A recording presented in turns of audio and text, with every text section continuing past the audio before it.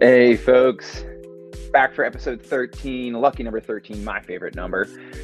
Excited to be back. Know we're a little bit of a delay on time. Typically, in that lunch block, we've had some obviously priority shift, and you know how it is, clients come first. But we're going to come to you with a little bit of a fun episode today, talking about user generated content. Truly the next big thing in the space of marketing. So, as you can tell, Angie's out on the road. She was busy with some clients today, but she's going to jump in with us here. So, Angie, how are you doing today? Good. How are you? I'm good. I'm excited to dive in. I know we've been talking about lots this year, or even dating back to 2022. But as always, we want to kick off with one of our core values, some of our philosophy here at Yazo, which today is going to be talking a little bit about determination and how that impacts, obviously, the work that we do, being determined to drive value, being determined to drive success. But determination comes in all forms and shapes, and it involves not only work, but also your personal life and things that happen outside of work. So, Angie, why don't you just kick things off with a little thought about determination? Yeah, I love the whole topic of determination. I love that it's one of our core values at Yazo. I love the tie into marketing with determination because to me, determination is keep going. Don't give up right before you hit your goal, which is probably the thing that we all naturally want to do sometimes is we want to just, not be, we want to give up because it's hard and we're not seeing the results we want. And so determination is what keeps pushing you ahead. And that's why it's one of our core values at Yazo. And we talk about it a lot, like in strategy. Maybe we don't call Mhm. it a determination, but we say, how committed are you to your strategy? Because when the going gets tough, if you're not committed, you're going to pull out and quit doing what you were going to do. And that can leave you with poor results. So, determination is just for us a reminder that put one foot in the front of the other and keep going. And determination is so needed right now on all fronts, um, Mhm. on a daily basis. And it really goes back to us being to our faith and our values. So yeah, I love the word determination. I love that it's our core value. And it's fun because, we talk about, obviously, you had mentioned, do you have the determination to see things through? We often also sort of position it as, do you have the palate to sort of see things through? And what we mean by that is, to Angie's point, you really have to give things a true timeline and a lifeline to see what the end result will be. Because oftentimes we pull things right at the last minute, to Angie's point, and you're at the tip of maybe not even a success, but finding something out. And that's really the point that we like to highlight, is it's determination to get to a data point, because that data point is going to allow you to make a decision whether you are or not successful. So determination, again, like I said, Mhm. it can come in all different shapes and sizes. Of course, the determination is to drive success, but that determination also allows you to gather all of the necessary data, we should say, that helps drive your decision making. So, I mean, you are determined to let this thing play out, whether it's a campaign, whether it's something new in messaging, whether it's a new tagline. Allow it to play out. Get the feedback, because that honest feedback is becoming a data point that you can then leverage in your decision making. So it Yep. seems so simple. Determination, yeah, I'm a determined person when it comes to my health and fitness, when it comes to my faith, when it comes to my family. But there's also determination in just seeing it through when it can get really tough, and being almost like you're looking at a failure in a way of, why are we letting this happen? Why are we doing this? Well, you need to let it get to the end so you can see, was it a true success, or was it a true failure, or why was it a true success, or why was it a true failure? Because that's really going to, again, impact your decision making.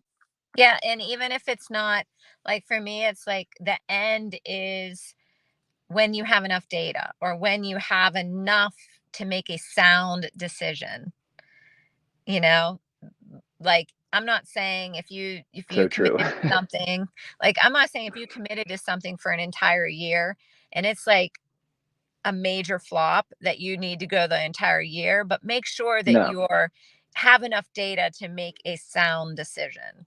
And that's in absolutely. life too. Like It's whatever you're doing in your life. Make sure you have enough data points, enough information to make a sound decision. So, Love it, love it, love it. Well, that is determination, and it's also why it's a big part of our business, a big part of our life, and why we've made it a core value at Yazo. So, shifting gears a little bit into our topic of the day, which is user generated content, really the next big thing when we talk about marketing. And it's funny that it's getting called the next big thing because it's been around forever. I mean, if you talk about user generated content, what is the definition of user generated content? It is any type of content that's created and published by a brand's followers. So that could be a written message, it could be a video, it could be a photo, it could be a blog or anything that is user generated content is driven by your followers, your customers, your clientele. Why is that important? Authenticity. It's authentic. It's their voice. It's an organic message, and authenticity usually drives decision making when it comes to that purchase decision, right? Is it genuine? Are these reviews that I'm reading really relevant to me? Are they organic? Are they natural? That impacts that final decision making. And yeah. having the ability to leverage that is truly, truly powerful. So let's dive into it a little bit, Mom. Um, you know, we're really, really gung ho about the video piece, right? I mean, I love video. I come from the world in the production, and video speaks to me. But there's something to be said too about just getting a nice, beautiful static image, getting a written testimonial, having them provide that to you, but also having the clients go out and capture that testimonial on like a Google review or any type of reputation management platform. There's a ton of those review sites out there today that you can leverage these testimonials that are essentially UGC or user generated content. So, Mom, what are your, I guess, initial thoughts on UGC? Well, I think for one thing, some industries it's easier than others. Mm, Certainly if you are a product company, and I was just thinking today in the car, like if you're a product company and somebody's out and about using your product, then that is generated content. And I was, kind of thinking about how interesting it is that more companies don't do it. Like yeah, just saying to your, whatever your product is, listen, when you're out and about using it, take video and post it like here. This is, and we'll give you, a coupon, whatever it might be. You do see it, but you don't see it as much as I would think you would be at this point in time. Um, with they're all of, usually campaign driven. yeah. Um, Hashtag this and hashtag that, and you add your hashtag and submit your photo. It typically drives as a campaign, but it can be simpler than that. I think that's kind of the point that we try to get at with clients is they put too many barriers up, right? yep. And I think if you have an office, for example, that your customers come to your point, Great point. having something in the lobby that's like, post your video of you here, take a picture here. Like people do that for events, but they don't Hmm. think about it outside of the event space, like how we could do it in offices, in meetings, in, just larger stores. Um, and I'm surprised by that a little bit. But I think I want to talk a little bit about something that I'm just learning, which is that whole the whole Be Real thing. Like that's an example of Hmm. created content too. Yes. You know, you're there and you're real, and you're using something, maybe you're somewhere where it's like the real truth about something, and that could be user generated content. So yeah, I mean, a lot of people maybe aren't doing that now, but that's an example. TikTok's an example of user generated content.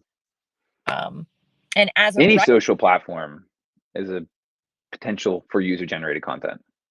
yeah, and as a writer, I know we have one of our clients that does a phenomenal job of getting user written blogs, and Hmm. a major part of her strategy. And I am always moved by the blogs that the users write versus, and how much more meaningful that is than us trying to Hmm. your own content. Obviously you want it to be edited, you want it to be well written. Um, but user generated blogs to me is super powerful just because I like writing and reading. Absolutely. And I guess, to back some of this up, right, and the importance of it, I think is a way to drive this home. Obviously, we are aware of the social media that's out there and the platforms that drive these conversations. But if you just take a look at the stats and you take a look at, I want to say, here we go, 145 minutes per day on social media. The average internet user spends 145 minutes per day on social media.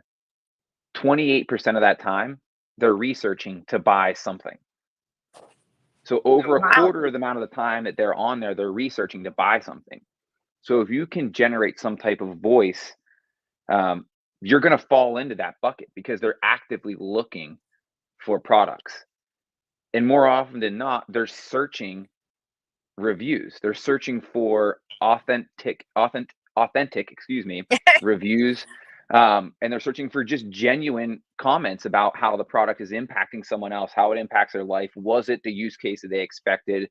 Those are all really, really important aspects that are driving decision making. So I thought that was important to shout out, is that these folks are obviously the average internet users online. We get that. But how much are they online? And the quarter of time that they're online, they're actually researching a product.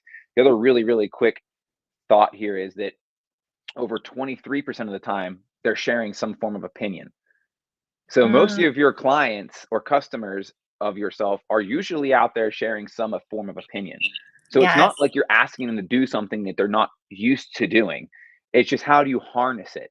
And how do you find that sort of, what we talk about, that internal champion, that champion of your brand that can help you drive user generated content? So that always is sort of the starting point of what's the low hanging fruit. Do you have someone that you work really, really well with that you think is a champion customer that you could make a reach out and ask, would you be willing to help us in that aspect? And that sort of just starts to get the ball rolling and gets you comfortable asking for it first and foremost, because that's always the toughest part, is getting our clients off the block to make that ask happen, right? Is always like, well, I just feel uncomfortable asking for that. Well, if you don't ask, you'll never know. That's kind of Yes. what it comes down to, right? I Yeah, have. and I think like two tips that I like to give with user generated content. One is, if you're listening to this and you're a small business and you're not doing it, just write just three Mhm. that you would like to do when it comes to user generated content.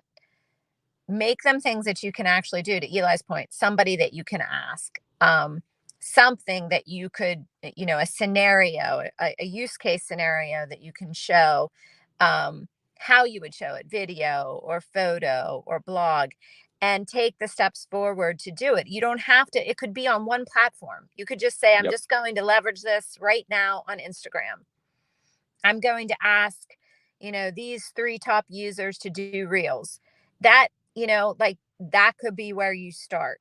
And then my second tip is visit it annually. So we run into this a lot, especially in the B2B world, where people do have case studies and testimonials, but they might be 2 years old or three Hmm. years old. And you think, well, I remember being taught, like back in the day when I was learning marketing, 30 years ago, I'm saying, like, that they would say, okay, anything under 5 years is considered relevant. Well, that is not the case anymore, because the internet and social media, like, the expectation is like now, now, now. I want Hmm. real stuff. So when people are going and they're seeing, oh, that's a case study from 3 years ago, they're wondering, why don't you have any user generated content that's current? And are you still in business? And what's going on? And maybe people don't like your product as much. So you have to, more now than ever, make Hmm. sure your stuff is current.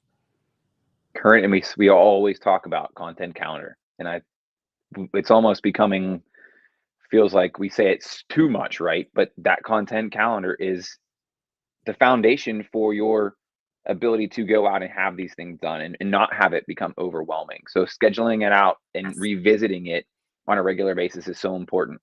So just wrap some of the user generated content up here with a couple benefits, just to go back to the top. Um, it drives brand recognition. So that's the big piece when you're doing this user generated content and you have the ability to do that. Make sure you ask your customers to tag your brand or your profile page because that is important to help build that brand recognition.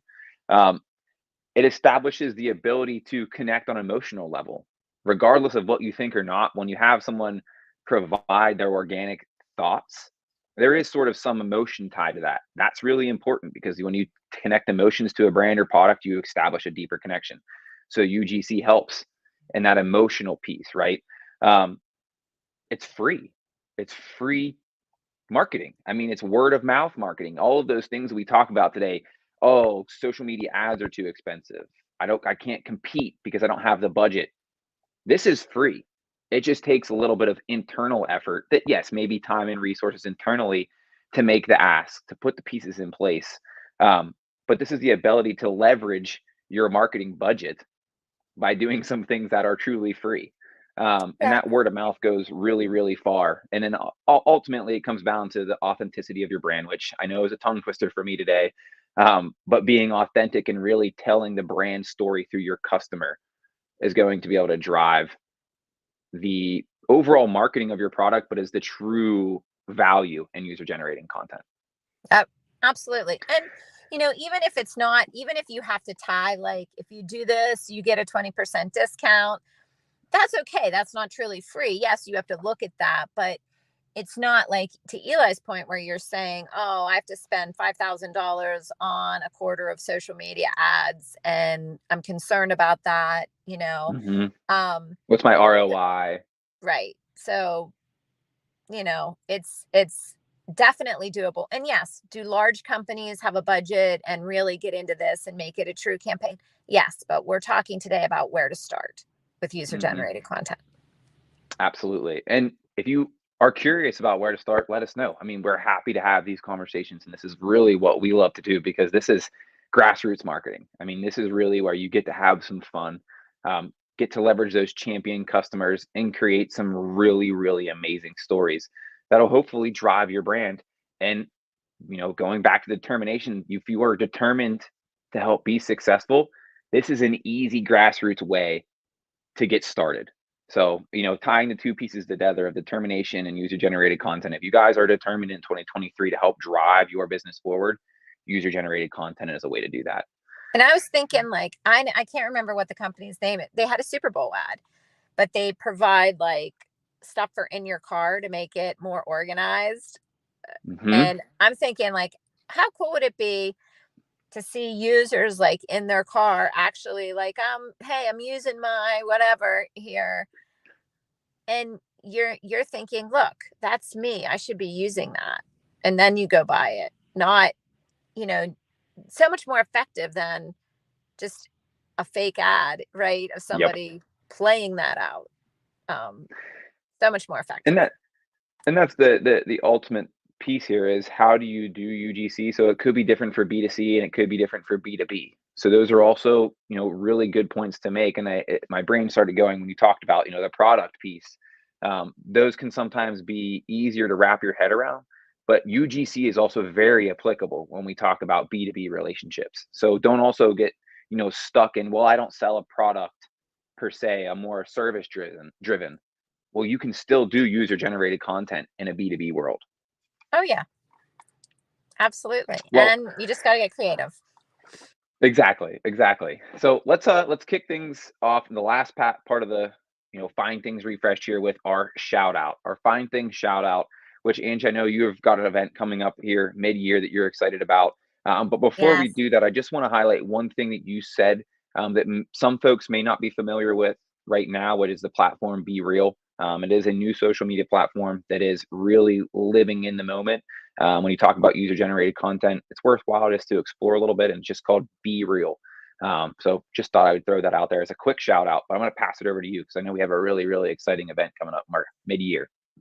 Yeah, so mid-year, always Yazo myself is always happy to volunteer and do some work on the marketing end for Hoops Fest. And Hoops Fest is a regional central Pennsylvania event. So Altoona, but people come from last year, they came from 5 states and then one from Yeah, another it was big. country.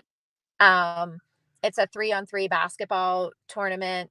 and it draws, from the youngest players to the oldest players, and people that have been playing all their life, super competitive. Um, Definitely has a great meaning behind it, and a give back. So it's Mhm. giving back to Joshua House, which is an organization for youth, teens, and youth to provide um, really like a basis of education, faith, and activity outside of the school, the school environment, to keep them, growing, learning, and focused. Definitely with a faith based foundation in there. And Hoops Fest has been going on for many years, and so Yeah, geez. How long has it been? I mean, I can remember when I was a kid. yeah. And is And it 15 plus years at oh this no, it's point? 20. It would have been 20 20 plus, years. right? And I'm having a I would be A in mind trouble for blank. this one, whoever's watching, because we took a couple years off for COVID. Um, but you know, it's just something I really want to shout out. If you want to be a sponsor, so if you're a business watching and you want to be a sponsor, we'll put information in the comment. But um, because you are in front of, I mean, over 3,000 people were there last year, expecting probably 1,000 or more plus that, this coming year. So in that 4 or Mhm. 5,000 range, and over, our goal is to have like 300 teams there. It's just such a great event for a local or regional business to take part in. You can volunteer. If you have something where you'd like to be a vendor, you can be a vendor there, because it's also like a festival, it's not just the Yeah. competition, but also, so I just want to shout that out. It's in central Pennsylvania, in Altoona, PA, July 22nd. But the planning is starting now. So if you want to volunteer or you want to sponsor, the planning is starting right now. So it's a great time to inquire at hoopsfest.net, and just really put it on your calendar for July 22nd. It's a Saturday. Awesome, awesome, awesome. But to Angie's point, we will follow up. We'll drop a comment into the video here when we wrap things up on just how you can contact for potential sponsorship if you're looking to get involved at any level. Please reach out to us, as Angie is one of the those contacts that help put you in touch with the right individual. So wrapping everything up, as always, we like to offer it up. If you guys have topics, things you want us to chat about in our next episode, please do not hesitate to drop in a comment. Let us know what you guys are interested in 2023, and we will be sure to talk about that in our next episode. But we just appreciate all of y'all continuing to dive in with us, and stay tuned for next episode 14, which is hard to believe. I mean, we did this last year, and I was no way we were going to get to episode 10 this quickly, and sure enough, here we are. But we wouldn't be able to do it without the followers. So we appreciate y'all continuing to tune in, and have a great rest of your Thursday and week. Appreciate Yeah, everybody. thanks for letting me be on the road. See you. Of course. Bye, y'all. Have a good day.